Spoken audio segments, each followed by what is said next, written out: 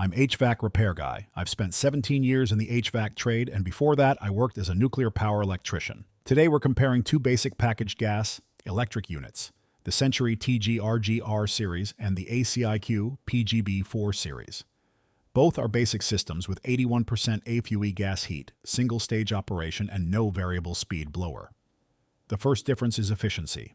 The Century is rated at 14 SEER, while the ACiQ is rated at 13.4 SEER.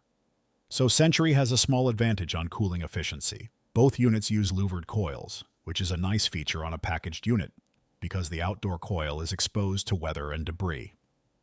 Now let's look at the warranties. The Century is listed with a 10-year parts warranty, 10-year compressor warranty, 20-year heat exchanger warranty, and a 1-year unit replacement warranty. The ACiQ has a 10-year parts warranty, 10-year compressor warranty, and 20-year heat exchanger warranty, but no unit replacement warranty is listed. So based on the information we're comparing, Century wins the warranty category. There's also a refrigerant difference. The Century uses R410A, while the ACiQ uses R454B. I wouldn't choose one strictly because of the refrigerant. What matters more is having a qualified technician who knows the equipment and refrigerant they're working with. But here's what I think matters more than any of these specifications. Installation quality. A properly installed basic system can outperform a poorly installed premium system. So which one would I buy? I'd give the Century the edge. It has the slightly higher cooling efficiency rating and the stronger warranty position, but I wouldn't pay a huge premium for it.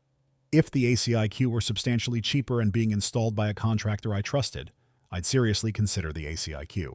At the end of the day, these are both basic package systems. You're not buying either one for advanced features.